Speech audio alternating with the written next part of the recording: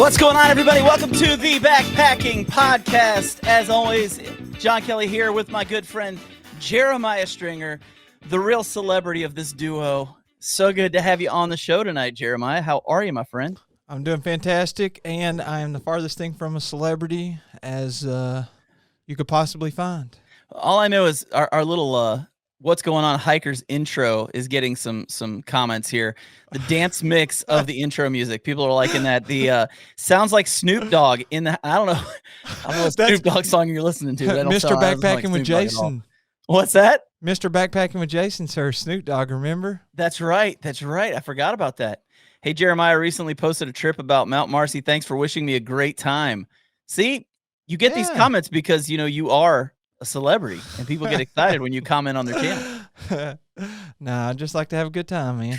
Looks like we got Devin in here. Devin Ashby's in here right now. We got a lot of people in tonight. We have a great guest.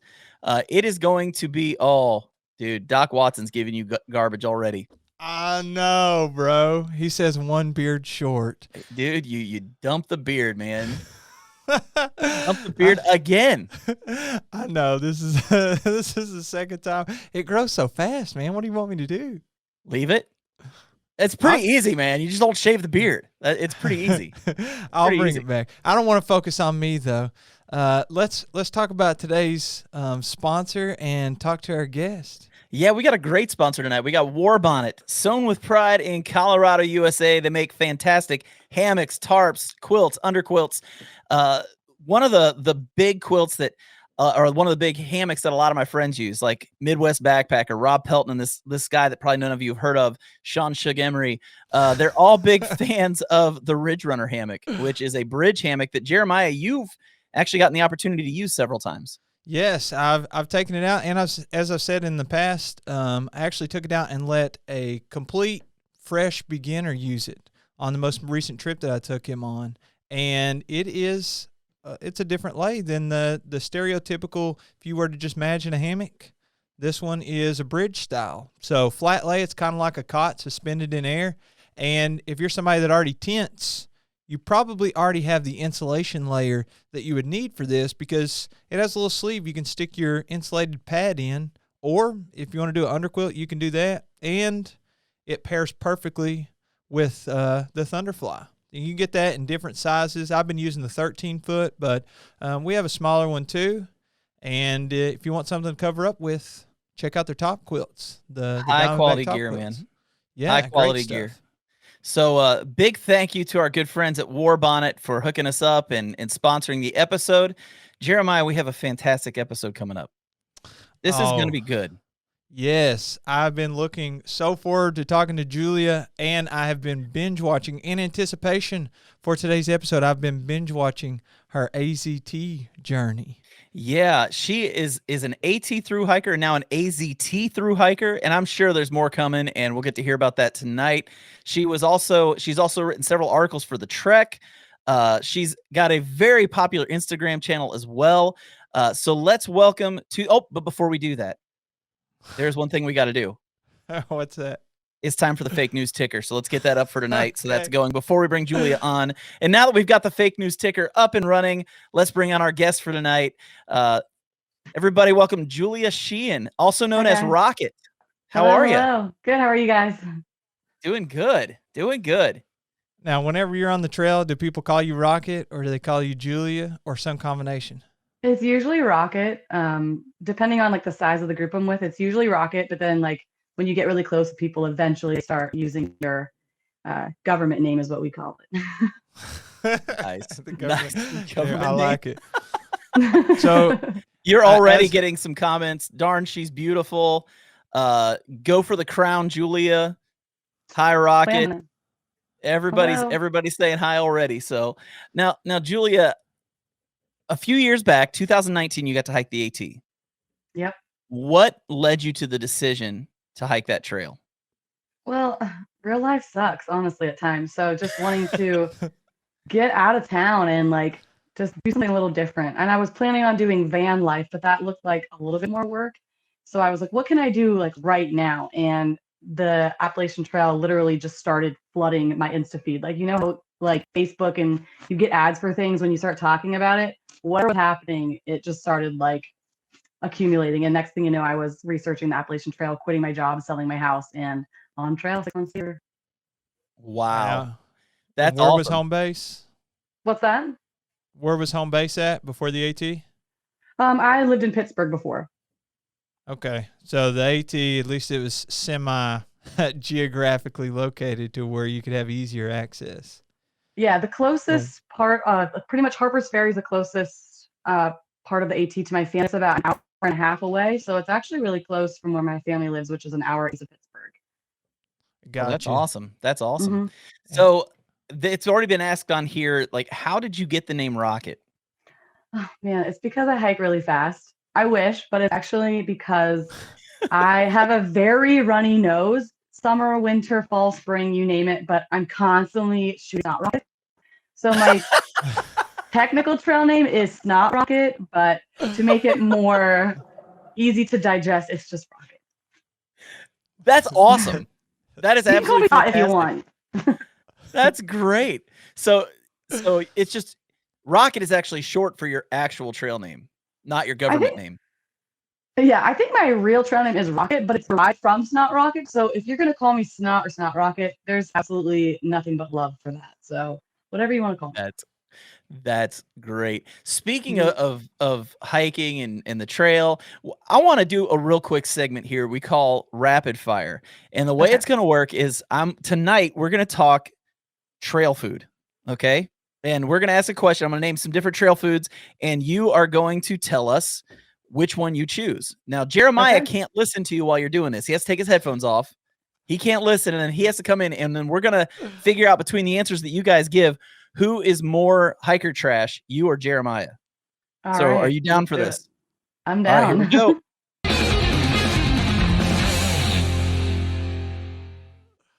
All right, Jeremiah is taking off his headphones right now. And so I'm just gonna name two foods, and you got about 2 seconds to give me an answer. It's gotta be real quick, and we'll see what you come up with, okay? So the very first food we have, Mountain House versus Northside with tuna or chicken.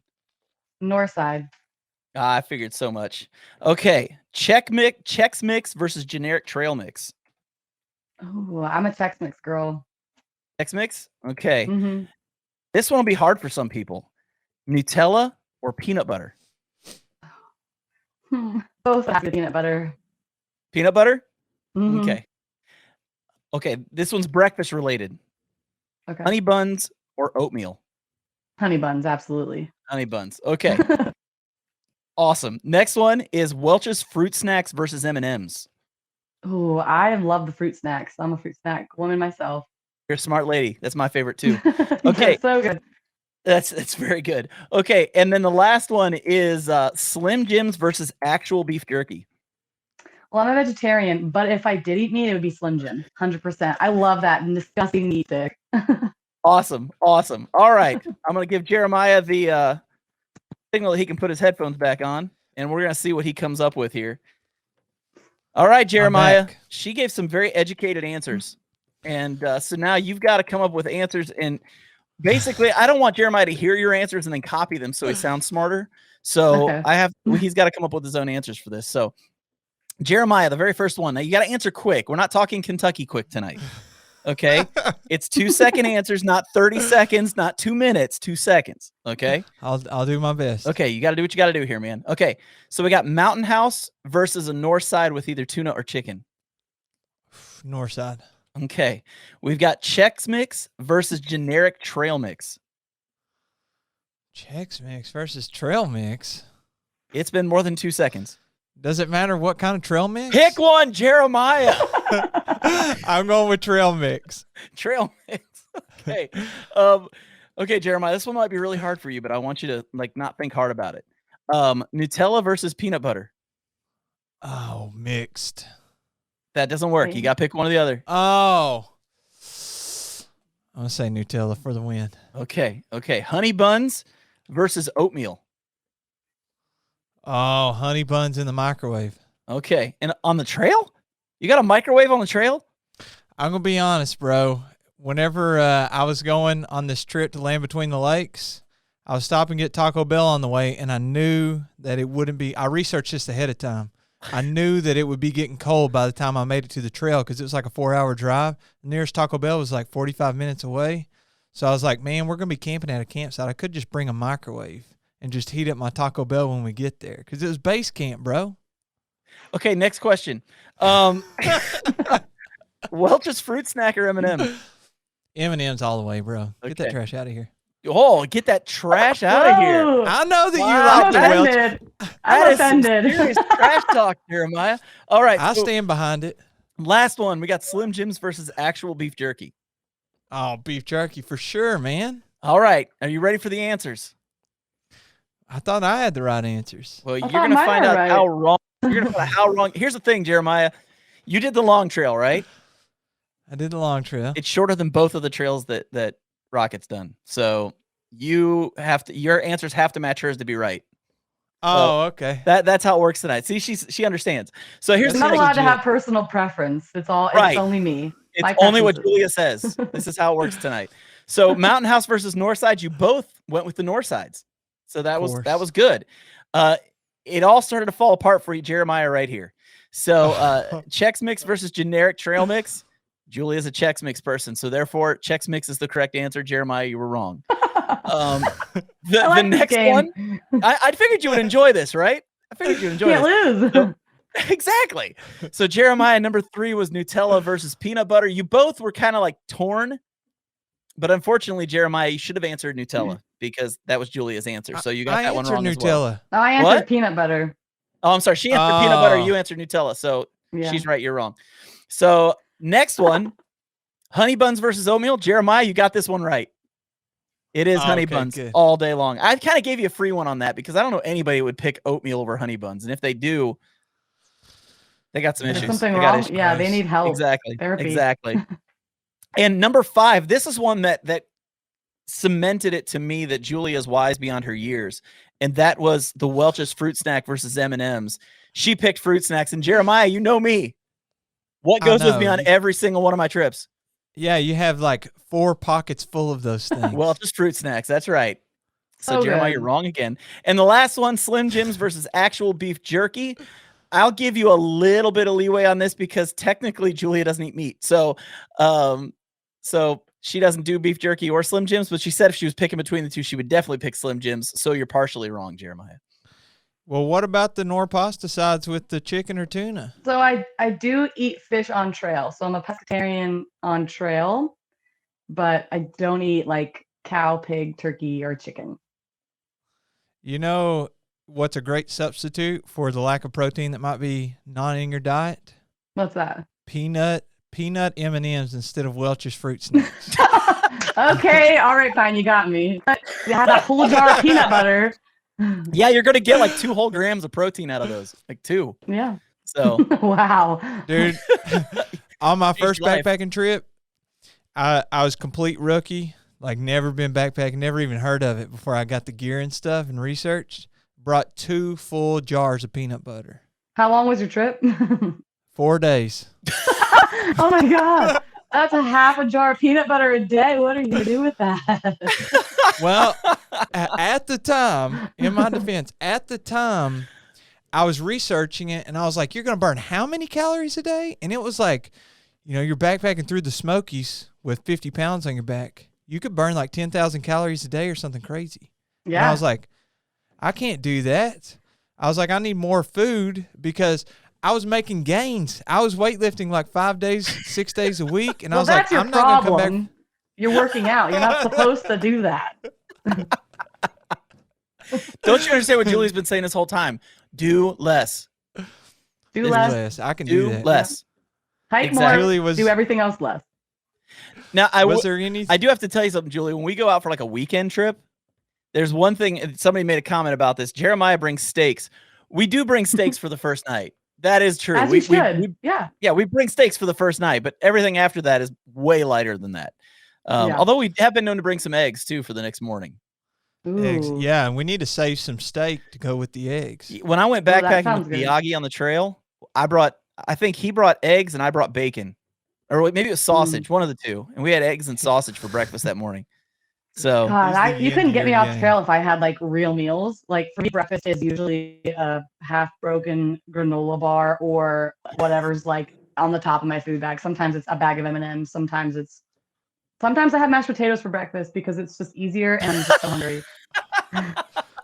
What's You the ever- deal with the? I see you're eating out of the bags. Do you pour the water in the mashed potatoes, like Idahoan bag or whatever? So it's a 50-50 because if I have extra Ziplocs, then I get real classy and put the potatoes in the Ziploc. But generally, class. it goes right into the Idahoan bag, and then by the bottom, you're eating flakes of potato. You're just like, I don't care. I'm not really feeling it. So at this point, you're just inhaling calories of just potato flake. Is it because you don't want to clean the cook pot? I'm like I do everything in the bag. My nor rice side is in the bag, potatoes in the bag. The only thing I cook Same in the way. pot is ramen.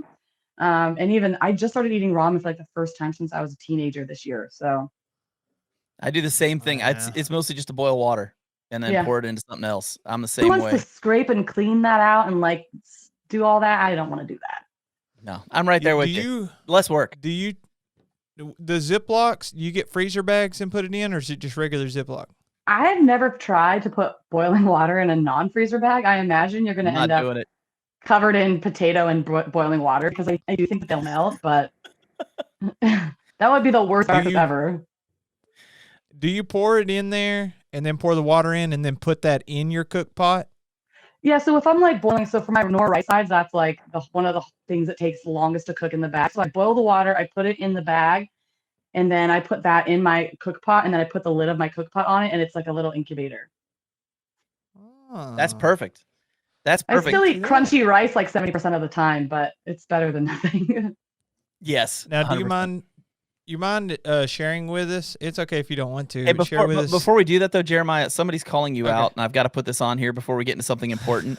But Okay. I don't know what Jeremiah teaches, but I do know it isn't math. Funny story. Jeremiah teaches math. I just want to point that out right now. Are you a legitimate math teacher? Yes. Yeah, Oh, yeah. no. I taught Pythagorean theorem last week. Yeah, I know. You don't have to feel sorry for me. I chose this path. It's okay. So I want to know about the food. I'm curious about the meat. If you've always been pescatarian or semi-pescatarian or vegetarian. So it all started right after I got off the Appalachian Trail. My whole life I've been like, I only eat meat because you're supposed to, and I didn't really know about alternatives to eating meat. So after I got off the Appalachian Trail, I just felt like this like newfound like ethical like connection with animals because I pretty much was one for 6 months living in the forest. So just like not wanting to make that decision to eat meat, and I had a steak the other day. I'm coming clean. I don't want to be struck down by lightning. I got back from the AZT and a friend invited me to this 5-course meal, and I did eat steak for the first time in like 3 years. So I've been a pescatarian for about 3 years, but I did have a steak last week. What if it's ethically There's no sourced judgment meat? on this end. Like, It was we so love steaks, good. so we're not going to judge you for so eating it. Yeah. Is it okay if it's not like factory farmed and that kind of thing? If it's like ethically sourced, or do you just say no, a blanket statement? I don't have to worry about it if I don't eat it. Yeah, I personally don't want to be the reason why anything is dead or is going to be killed. But I always said that I could start this company where like animals die from old age and then I eat them because they're going to die anyway. But I don't know if that's good. I don't know if it would taste good, but I would eat that if it like died of natural causes and then I happened upon body. Yeah, of course I'll have some bacon. There you go. There you go. Stumbled Okay. upon a pig body. We've got some beef starting in the comments right now, and it's over M&Ms, believe it or not. Oh, So snap. Devin Ashby is saying crispy M&Ms. Justin Outdoors says caramel M&Ms. Hell yeah, And- caramel all the way. And then get ready for this because Devin says caramel, Justin, really? With exclamation points. Ooh, there's heat. There's a fight brewing in here, folks. There's a fight brewing in here between two YouTubers. I don't even know what to Have you think ever about this. Have you ever had the caramel M&Ms? They're delectable. They're so good. Yeah. Devin, you're going to have to get over that, man. I don't know. You Utah people got to get over that kind of stuff. You got to start Just liking some try new them. food. Yeah, give it a go. Yeah, bro. Come on, man. But crispy Have you- ones are have you all pretty delicious tried- too. I mean, all M&Ms. I've never had an M&M that I didn't enjoy. You know, you're right Well, about that. What about the brownie ones? The fudge brownie. I haven't have had not those tried yet. those, but I've seen them in the store. So have you? Are they good? They're expensive. Well, They're overpriced. you know, all the money they're that delicious. I'm currently not making by being a jobless bum, as the haters say. Maybe I'll go and maybe I can afford them. Oh, Mm. let's get a little deeper here. Well, Let me I ask just you have about to say this. something though. Like, here's the thing. So, like, I haven't eaten a piece of candy since December. Okay, like, oh yeah. like I'm. You don't know this, Jill. I weighed 305 pounds in July, and Holy and buckets. so like I was a big dude, right? And so I've been doing the keto thing, and I've lost a bunch of weight. But when you all start talking about M&Ms, it's like talking about bourbon around an alcoholic. You know, it's like Oh yeah. I'm like sitting here right now, just I can't get my mind off of candy right now. You know what I'm saying? So it's like y'all are messing with my sobriety right now. So just be careful, okay? You know, I'm so sorry. that's okay. I'm just kidding with you. You Go look ahead, Jeremiah. great. You You had look something wonderful. important. I always bring up stupid crap, and Jeremiah always talks about the important stuff. So Jeremiah, talk about the important stuff. Okay. Let's get a little deeper than food here, Julia. Oh, All it's right. poop. So you did the Appalachian Trail, and I'm Yes. curious if that. So I didn't know you before you started making videos and all this. I mean, we're just getting to know each other now, but I've watched your videos, so I know a little bit. And before you did the AT, there are certain like societal beauty standards and expectations and norms, especially for females, it seems. Yeah. Do you think that anything changed in your mind doing the AT when it comes to that kind of thing? Absolutely. It's weird because when I got off trail and I made my post trail like Q&A video on YouTube, because I put makeup on. So I was like, I'm off trail, like I want to put makeup on just because I wanted to. And I got like hundreds of comments like, I can't believe you put makeup on, like you look terrible, like you look so much better, like natural. And all the while like we're told like you must uphold this standard, when in reality most people that got to know me like thought it was way too much. But yeah, I don't mind going anywhere in Southampton, without deodorant on, without having my hair brushed for a week. When you're hiker trash, you walk into grocery stores and you look and smell like you've just crawled out from the swamp. So for me, like beauty standards are whatever. Like if I want to put makeup on and want to look cute, go ahead. If not, I'm just gonna rock hiker trash all day. That's wrong with that? awesome. Nothing wrong with that. Okay, Devin's defending himself now. M&Ms just taste like COVID right now. Weird effects months later. Everything tastes like onions. Oh, you Ew. poor Come thing. on, Devin. That sounds awful. That is horrible. That sounds awful. John, you had COVID. Did everything taste like onions after? No, I don't think I ate a whole lot for that week, man. I barely got off the couch. Look at this. No poop talk Jeff tonight. Peters. Well, sorry, Jeff, but Uh-oh. here's the deal. Here's the deal. It has to happen It must. because you're a through hiker, and you had to poop Yeah. on the trail, and Everybody poops, just like the book says. everybody poops. And so we're gonna ask you the question we ask a lot of people: if it was All right. possible to have a small hammock that you could hang between two trees with a hole in the middle of it, would you use that to poop? Yes, absolutely. Because it's a real item. But I don't have, this might be too much, but when you're hiking, it's really good for your GI tract. So it's really good with that mobility and motility of your bowel. So like makes you very regular. So if you have the time to like set it up, and absolutely, but we don't all have that luxury where we have 5 minutes to set up our hammock toilet. But if I could have you're one, right about that. absolutely. Yeah, use it in the mornings for the morning. Like when you get up and you're doing your business, go set it over a cliffside and you can just kind of stare off at the sunrise and everything as you're doing your business. Check your gut hook. Yeah, check your gut hooks or your map. Yeah. And look at what your day has in store and enjoy the morning. It's Absolutely. great. Jeremiah and I both actually own one of these things. I've never actually used it. No. Jeremiah, have you used it? I'll take it on every trip. Have you used it though? Yeah, of course I've used it. Was it? Yeah, it's okay. Have So you we guys- won't do TMI here. Have you guys heard of Go ahead. the backcountry bidet? It's like Yes. a nozzle that goes on your smart water that you know what a bidet is. Yes. So, Yeah. I used But I one hiked with a earlier guy- today. yeah, I had a guy that used that, and we would just give him such grief about it. I don't know why. It seems like a good idea, I guess. Yeah, but it's way more Oh fun my to pick on gosh. people. Yeah, of Okay, course. let's talk about the poop hammock and the bidet. Okay. So I have a poop hammock that I poop through, and obviously you don't want to get any poop on the hammock. That's everybody's like number one gripe. What if you get poop on it? You supposed to just burn it in the fire? I think you Well, can wash it, but how do you? Also, what are these people doing, and why is there poop flinging everywhere? Like it's That's what I was. pretty easy to just gravity through the hole. I'm with you. I don't think And it goes sideways. I'm just saying. no, What are there's these people no like. doing? Or where is there? There- Never mind. I'm not even gonna say. Anyways. We got. Oh wait, that's the wrong one. It just moved on me here. Outland Outdoor says he used that hammock toilet in the LBL. So you got. So he must have watched you use it, Jeremiah. He didn't watch me use it. I set it up. I was like, guys, you got to check this out. So I went on this LBL trip with several other people that also do YouTube videos. And I was like, you guys got to check this out. You know, this is one of my buddies sent this to me that makes them. And it's basically like a hammock seat. You know, they make it's not a full hammock. It's just like the hammock seats. And then it's just got a hole that's in the middle that's like the size of a toilet hole. You just poop through it. Now, you take the bidet, like you said, it's just like a little rubber nozzle. And actually, one of our subscribers, Tom Sipernowski, sent it to me. Brand new. Yep. I think. Well, and Miyagi on the trail says you Hopefully. forced him to use his for the first time, and it was amazing.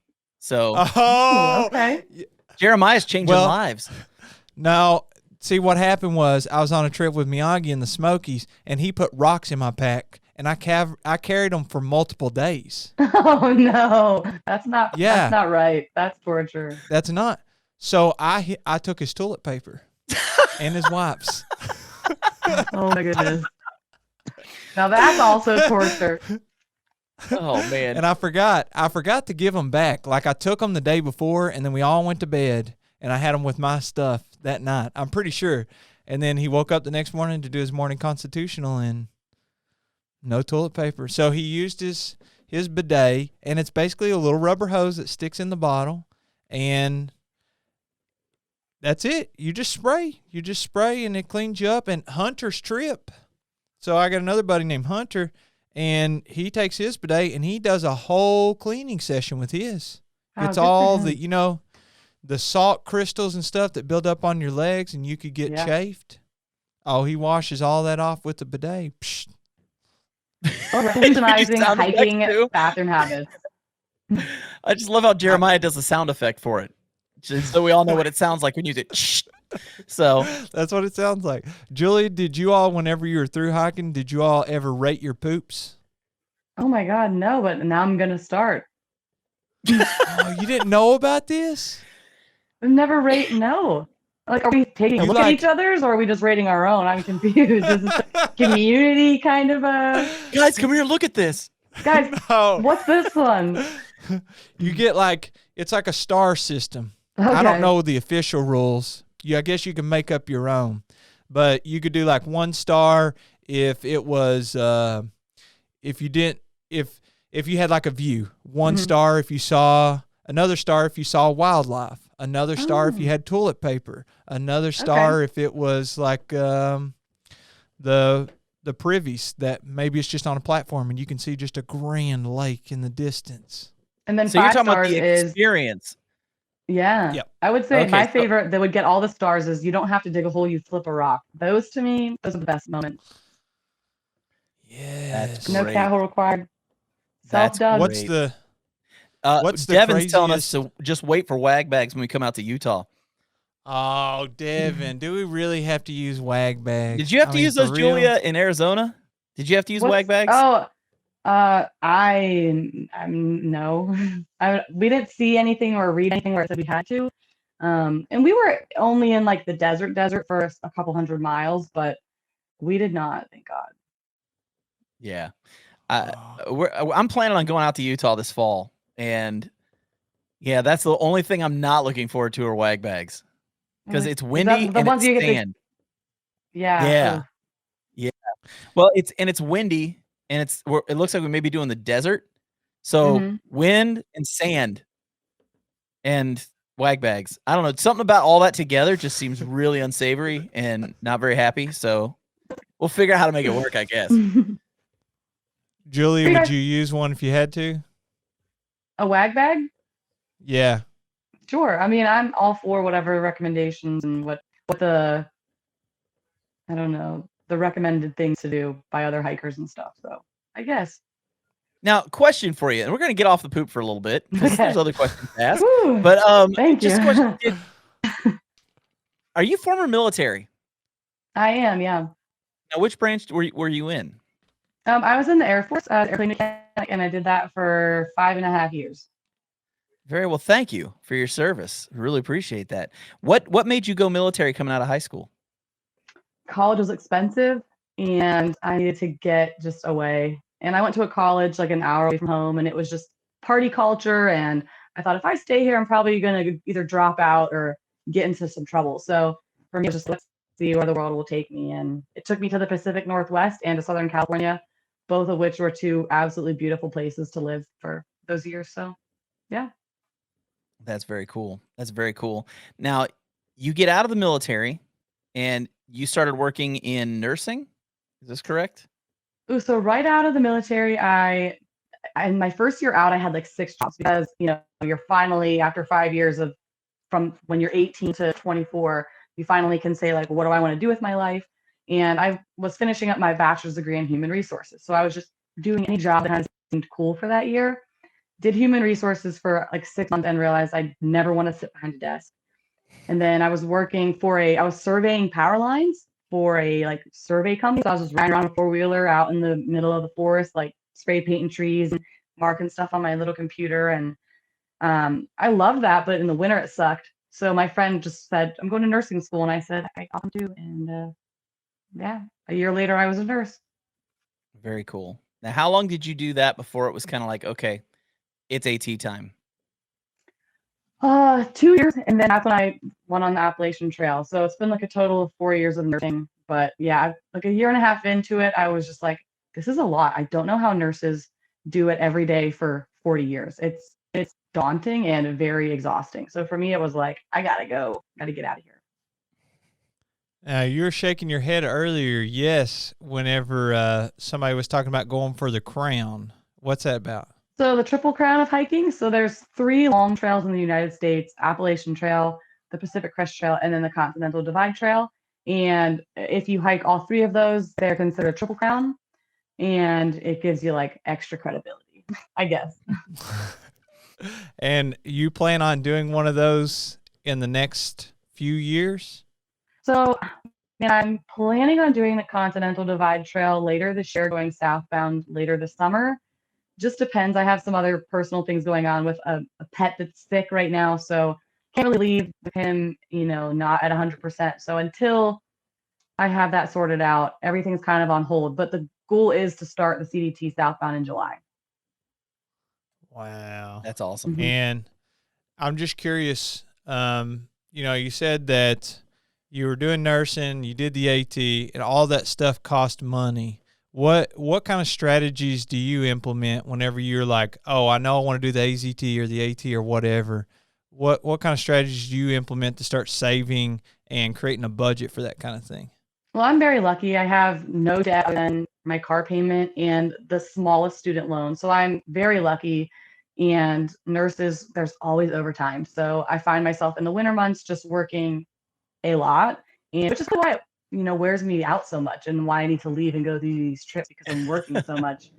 But I don't have kids and I don't have any financial responsibilities. So for me, it's just work my tail off, try to save up, whatever I can, pennies and nickels here, and eventually it ends up adding up to be enough to survive for a year. So That's cool. You got a lot of people here that watch your videos. I know you did the entire AZT, and someone's coming on here. Second half of your AZT looked amazing. First half looked like way too much cactus. Was it as bad as it looked, or did it have its own different beauty? see, I think that the southern portion of the AZT was my favorite. It was all cactus, which I didn't even know there's like thousands and thousands of different types of cactuses and different cousins of different cactuses.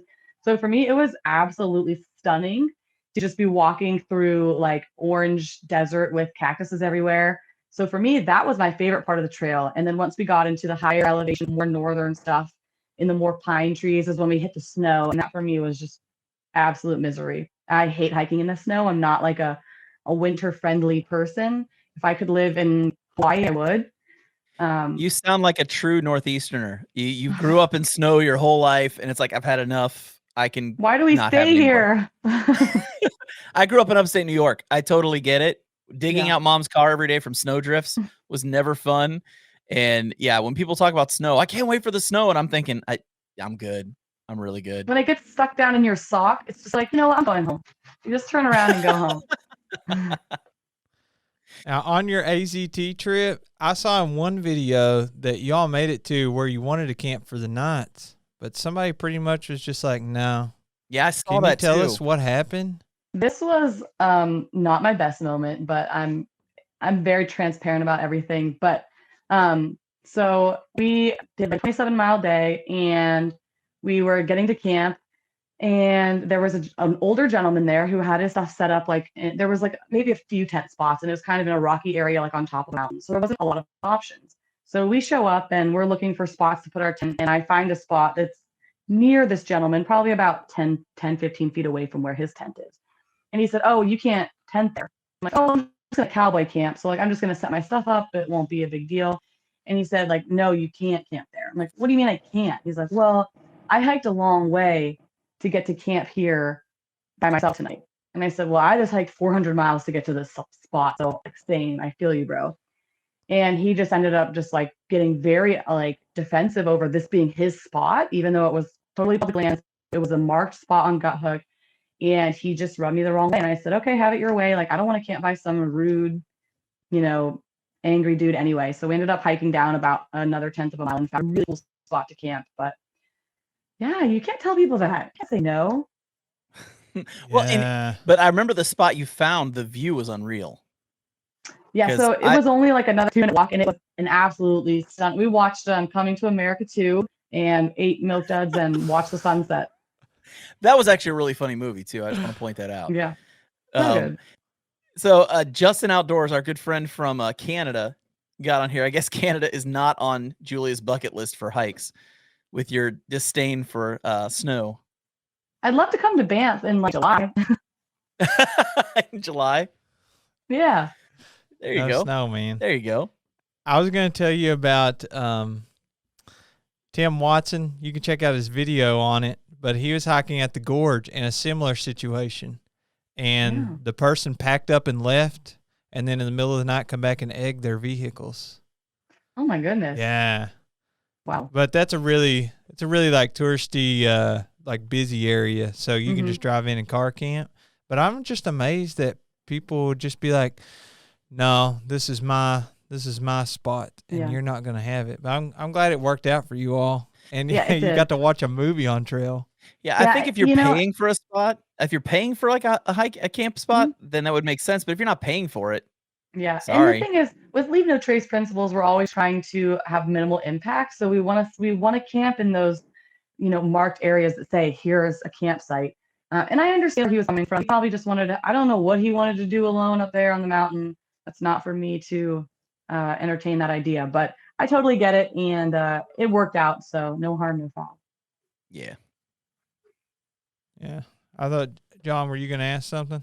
No, I got everything I want out of the way, man. I have a 3 and a 4-year-old, Julia, and I sleep about 2 hours a night. So I would dare say if you've ever watched the show The Walking Dead, I would qualify as one of those zombies. 90% of the time. I'll survive. I'm the oldest father of a 3 and a 4-year-old I know, which, that there's that too. I'm 47, just throwing that out there. Way. So okay. Yeah, pushing 50 if you can't believe that. Well, thank you. I put on a lot of makeup before the show, and I color my beard. So oh, good. It's amazing. It's amazing what those two things do for that. So do you really color your beard? No, I don't color my beard, but the mic's covering up all my gray. So, the mic's in a perfect spot. You can't see my little patch that's growing down here. Julia, whenever you're not doing the long distance backpacking trips, how often do you go out for like a weekend hike or something through the week or something like that? Oh, man, it's gonna sound lame, but I love like day hiking and stuff, and I like going on like overnighting trips. Last year I did like 4 trips, just because with COVID it was like, at first we didn't really know if we could go out, and then I did like a couple trips at the end of summer. But generally it's only a few a year, just because I'm usually in the season of hiking. I'm usually doing a long trail, and I'm not a winter hiker, so I'm not going to do a weekend trip in the winter in December. So generally, I do a few like late summer, early spring. I'm actually going next weekend with my twin brother. We're gonna go on like a 40-mile loop. So You have a a couple twin. times a year. Yeah, I have a twin brother. Oh, that's cool. That's cool. What Mhm. was that like growing up? You kind of shared everything. You never had like anything to yourself. So, but we love it now. It's a cool bonding relationship. Now, are you like the twins that can kind of read each other's minds and you have like a weird connection that people can't explain or any of that kind of stuff? Because I've got friends who are twins and it's kind of creepy, some of the stuff they'll tell me. Yeah. It's only happened a few times where we both just out of the blue would like say the same thing at the same time. And then one time I knew something like I knew something had gone wrong. And the next morning, everyone convinced me I was just being an idiot. And the next morning, found out the mother had actually gotten hurt. Oh, And wow. like I had sensed his like despair. Something about Wow. twins, man. Something about twins. That's just the way it is. Creepy. You can't trust Just us. the way it That's is. wild. No, can't trust you at all. I saw something in the comments earlier, and they were asking. I noticed this in your video too. You all, this happens with trail families. You know, they may start as 1 and 2 people, and then they get up to who knows how big, and then they start dropping off. Mhm. So I'm curious, like was asked earlier in the comments, what was the deal with so many people like coming and going or dropping out, and then how heartbreaking is that when you get to share such memories with somebody, and then the next day they're just gone. Yeah, so I think because we started so early in the season that we were really hitting a lot of snow and post holing for 20 miles a day, and then hitting ankle deep mud for the rest of the miles is just miserable. So I think because we started early on that we really struggled. People just were not experiencing the trail. They weren't happy with it. It was miserable. It was painful. We felt like we were spending 15 hours a day hiking and only going a fraction of the miles. So I think that was responsible for why most people quit. And towards the end, the 2 guys that I hiked with, we were like, are we the bad luck charm? Because everyone that meets us literally quits, like right after they meet us. So we felt really proud that we actually like finished the trail. And it sucks because you'll say like, okay, guys, like, let's go. We're gonna leave at like 10 a.m. We're gonna hitch back to trail. And someone says, I think I'm actually gonna go home. And then they just leave, and you just have to move on without them. Do you- Yeah, So here's a great question somebody just put on here. Because you're a nurse, do you get people coming to you with weird ailments and oversharing stuff on the trail when they find out about you being a nurse? Surprisingly, no, but I do get a lot of questions of like, hey, I'm in pain. How much can I take of this medication? So at least I'm glad to give them my pharmacology, nursing opinion. So it's usually like, hey, you can take more than that. It'll really help. A lot of people are very conservative of like, I don't want to take too much ibuprofen. I'm like, take it all, take 800 3 times a day and feel no pain. So it's usually just like medication questions of like, am I going to hurt myself if I take this much Tylenol? But I'm happy to help. wow. How much ibuprofen can you take? So my recommendation, and this is actually because in recent trials, doctors are finding that if you take Tylenol and ibuprofen together, it has the same pain relief as narcotic pain medication.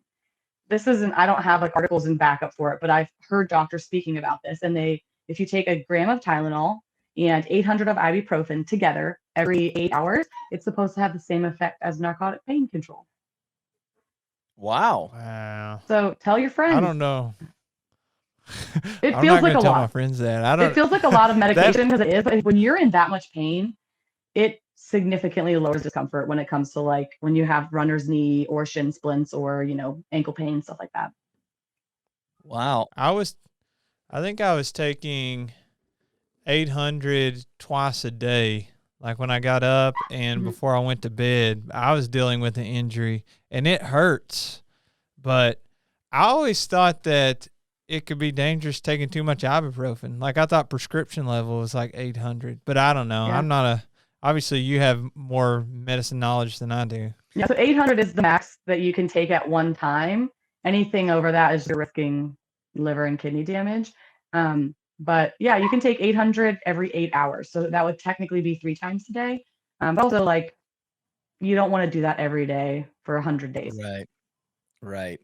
Well, somebody else is asking, since you are a nurse, what does your trail first aid kit look like? Oh boy, I don't have one.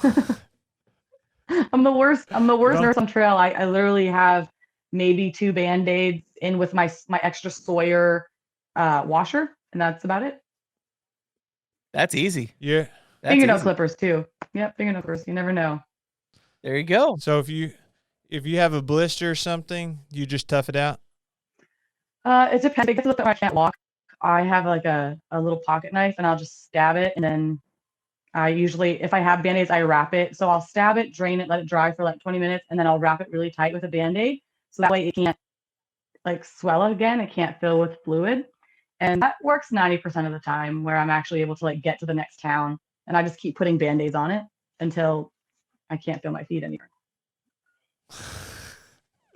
Wow. Did you deal with any like serious or semi-serious injuries where you're like, I don't know about this, I might have to actually come off for a few days or permanently? Didn't you have the allergic reaction with your face where like, right? Yeah, I'm pretty sure my trail name should have been Puffy Face, because early on in the trail, I started having an allergy to my down or something that was treated in my puffy or my sleeping bag. And my face got so swollen that my eyes were just like little pillows. I could barely see out of them. And it did it for the first like 2 weeks. And then I just stopped sleeping with my head inside my sleeping bag. And when I start, like even on the AZT, when I started the trail, the first few days, my face started getting a little swollen. So I don't know what the actual reaction is, or if it's just like the change in diet or what, but I always get this just like little swollen, and it's not little. I mean, my face was perfectly round and I saw the memes. Actually. I saw the memes that your friends were posting. It was pretty Like funny. I'm not gonna lie. Yeah, no nose bridge. Everything was just swollen. Like my whole eyes were just like one big swollen mess. But the only injury I had was my left knee on the Appalachian Trail for like 1,500 miles was miserable. So I took a lot of ibuprofen. Never had it diagnosed, but I do think it was some type of like ligament under my kneecap that was stressed. But on the AZT, my body felt great, no knee pain. I bought the wrong shoes, and I ended up getting really bad pinky toe blisters towards the end of the AZT, and that was miserable. They're still healing a week and a half later. But yeah, you got to get the right shoes, because one wrong pair of shoes can literally derail your entire through hike. 100%. So what kind of shoes do you wear? I don't like. I'm still trying to find the right shoe. I wore Ultra, Lone Peaks, and Timps for years, and they're the best for my foot, because I have a wide toe, like wide foot, and they just have the widest foot box or toe box. So for me, I wish they lasted a little longer. I feel like the quality is just not exactly where I want it. But I bought the Hoka Challengers, and I didn't buy them wide because I thought it would be okay, and that's where all the trouble started happening for my toes. So I have a pair of Solomons too. I got everything. I want to find something that's like the perfect shoe. I think everyone does, but I'm still looking for that perfect shoe. Yeah, I think we all are. I think that's pretty much a guarantee for everybody. I want it to feel like I love lots of space, support, but lightweight. You know, is that too much to ask? The right tread. You gotta have the right tread. Yeah. All of it. Why isn't somebody just doing that? Why isn't somebody just doing that? I'm gonna just do it. I don't know how. I don't know anything about shoes or podiatry. I'm just trying to figure out why it's taking you so long to figure this out and get it done. So come on, Julia, get with it. We'll just call it like rocket shoes. Like it's perfect. Rocket power. Like we already have it. We already have a brand. Perfect. And you can even do the special Snot Rocket edition that can be green, and it'd be awesome. Okay, right? We love that. Absolutely. We got it. That'd be killer. That would be killer. Like just green, like snot on the bottom. It like looks like a big. You could be like a gel, like sole on it that's like clear. Ooh. Oh Sign me up. A booger shaped shoe. Man, Ultra better be listening right now. We got your new shoes figured out. Call me. Just remember, What we if came you're up with this perfect? together. Don't be taking all the money for it, Julia. I'll Like, give you 20% of all of my profits. I'm totally down. I'll take 20. I'll Wow. take 20. That works for me. What if the perfect shoe for you is a sandal? Could it be? I don't know about that. I'm Have clumsy you and tried it? I kick rocks a lot and I don't feel like breaking my toes. I don't know. People that hike in sandals, they terrify me. You have a death wish. Now, I'm with you. I'm with you. I think that they are just asking to lose toes, but it could be the right fit for you. Well, I do have a pair of Tiva sandals that I've been walking around the yard in, so maybe I'll take them on a little day hike and see how they do. Ooh, No. we got a name for the shoes. Snockets. Oh, you're hired. There it is. Head of marketing. There you go, Jeremy. Good call, buddy. Yeah, it's funny. It's crazy that in backpacking you have all this gear, and what you could consider the perfect piece of gear is literally the worst piece of gear for somebody else. Yep. Like the shoes, or like your. Well, that's until you use a Snockets come out. Once Snockets come out, there will be no better shoe. Gonna change the game. It is. It's a game changer. 100%. Do you use a sleeping bag or a top quilt? So technically it's a quilt, but it's a sleeping bag. So it's from Enlightened Equipment. It's like a full zip bag. I don't do the straps and all that. I don't have the open back.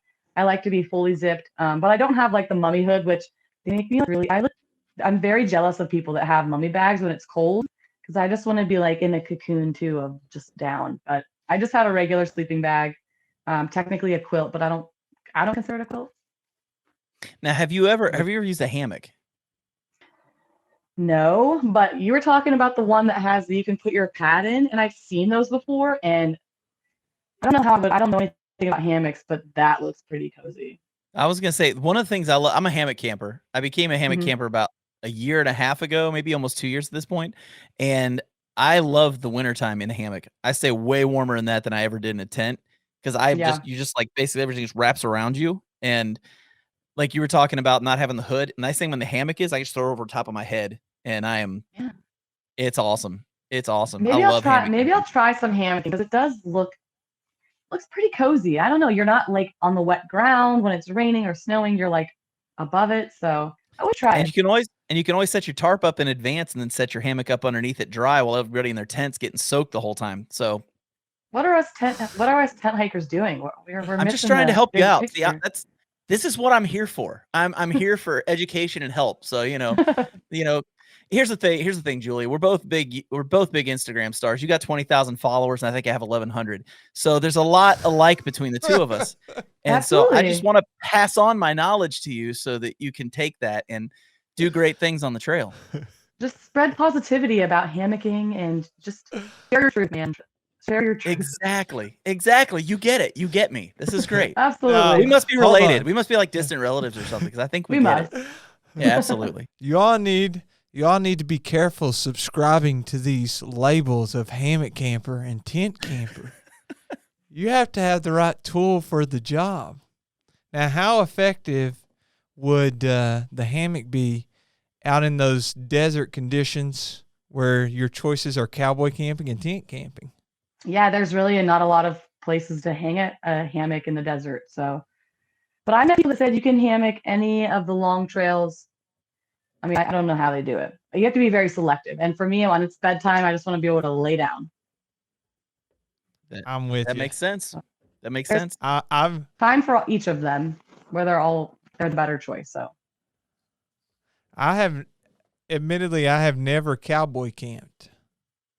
I hadn't either. Is it pretty life-changing? The first time I did it, I was terrified that some creature was going to like pounce on me. And then you think like when you're in your tent or in your hammock, it's kind of just a false sense of security, because if that animal wants you, it's going to tear through that little tiny piece of fabric that is protecting you. And most animals are not afraid to like cut through or rip through or bite through like fabric. But it actually became my favorite way to camp, because stars are beautiful and it's so much easier in the morning. And when you get to camp, it's just like open up your sleeping bag, lay down, get up. I love it. I'll definitely do it again on like when the conditions are right on other trails, but scary to begin with, but then it just becomes second nature. Oh yeah. Well, and if you're like me, you have an automatic defense against animals in the backcountry. They are terrified to come near me because of my snoring. So I don't Oh, ever have to worry about animals because they think I'm a bear. So they just kind of they're stay away at all terrified of you. times. Like, what is this Yeah. happening over here? Just stay away. Yeah, I mean, I mean, basically, because I do hammock camp, I'm like a giant burrito just waiting to be eaten anyways, just hanging there between 2 trees, but that snoring just keeps them all away. It also keeps Jeremiah away. When we go camping, Hmm. he does not sit up anywhere near me, ever. Smart man. I No, He just doesn't love me. It hurts my heart when we Oh. go camping together. Yeah, it's really depressing. that's that's the best thing about the hammock. You can pick anywhere as Yeah. long as there's trees. It's the truth. Mhm. Now, I I have one other question. In a lot, so I get some grief. I make these YouTube videos, and one of the things that I always take with me are headphones. And there's always a number of people that say, "You're such an idiot taking headphones out there. I'm going out to get away from technology, and you're bringing it with you. What's wrong with you? This is the backcountry." They're typing all this on their keyboard. I see you a lot in your videos with headphones in. Mhm. And do you normally hike pretty solo and listen to podcasts or music or motivational speaking, or what? Like, what is your go-to like playlist or listening to things? I just recently got into Audible. So on the Appalachian Trail, it was all podcasts and music, and then I got an Audible subscription, and I listened to like 7 books on the Arizona Trail. So I'm doing the audiobooks, and when someone like wants to tell me that their opinion of what I should be doing, I'm just like, what do we say? It's like, bless your heart, like hike your own hike. Like, you do you, honey. I'm gonna do me. Thank you, but thank you for your That's concern. this one's, "Oh, that's precious. Thanks for your opinion. That's Yeah, like great. in the South, they say like, bless your heart. In the hiker Oh, one, we're you're a like, sweetheart." hike your own hike. Okay. You know, when in I reality, never it's like, thought hey, of that bro. that way. Yeah. I never thought of that way. We Yeah. see down here in Kentucky, "Bless your heart" means, "Oh, you poor little fool." I mean, that's basically what Like, you're saying when you say "bless your heart." yep. And it's like now I'm realizing if somebody's on the trail and I wanna say "bless your heart," I can just look at them and go, "Oh, hike your own hike." Hike your own hike, man. And it could be, it could be a passive aggressive, it could be condescending, or it could be fully supportive. And that's their decision how they take it. That is true. I think that's a fantastic. Now you're sharing knowledge with us that is priceless. That's fantastic. Yeah. And I it's an hour. We've been talking now for an hour. And Julia, we need people to know how they can find you online. Now, probably if they're here, several of them already know this, but there's several on here who may not.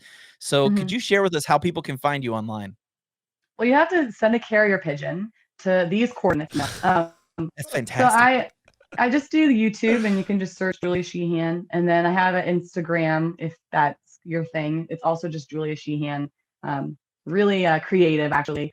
I come up with it. So it took years of figuring out how I was going to sell my brand, but yeah, and that's pretty much it. I just do videos on YouTube when I'm on trail, very frequently off trail whenever something sparks my interest, and Instagram, whenever I feel like sharing what's going on with me. Very cool. Is the best way that people can support you is to just follow you on those social media platforms? Yeah, yeah. I mean, I just want to share my funky adventures with people and just connect with people. So for me, that's all that I do it for, is just to be part of the community and share my stories, and so I can look back and laugh at them, and so everyone else can laugh too. That's great. Oh, well, good. I've had a lot of laughs tonight. Well, I was gonna say Me too, too. I've noticed that for somebody who just a few years ago really wasn't doing a lot of this, you are really connected in the Hmm. backpacking world. That has to make it even more fun for you. It does, but it makes me feel like everyone should have the opportunity to just be fully like, people say like, how did you get there? And pure luck. The right channel shared the right thing, and people connected with it. For me, I just wish everyone could have that same, like, I feel so supported and loved in everything I do. And I just wish every backpacker and hiker felt that way, because we're one big, happy, dysfunctional, opinionated family. And that's what I love about You're 100% correct. 100% it. correct on that. Also, if you are on trail and you're listening to podcasts, you should check out the Backpacking Podcast. I hear it's really good. Absolutely. Yeah. You should check Tell your that out, friends, It's subscribe, share, absolutely. put it in the Absolutely. logbook at the shelters. There ooh. Now that's actually a really good idea. We may have to like go for a road trip, Jeremiah. We'll go hit some logbooks up and Put make some that stickers. happen. Yeah, put some stickers on the logbooks. That's totally LT. No one Now, will see, even. Julia, you've just been such just a bright ray of hope for us tonight. You know, What's you really have been. organic? Who needs organic? Exactly. We have a marketing specialist. I know. All just Like, secret little like ways to just connect. We call it connecting. why did we wait Marketing this long to connecting. have Julia? Why did we wait this long to have you on here? Oh my gosh. Well, either way, thank you so much for being on the show. If you don't mind, hang out in the green room for a little bit. We'll chat with you a little bit after we get done here. But thank you for being on the show, Jeremiah. You have anything else?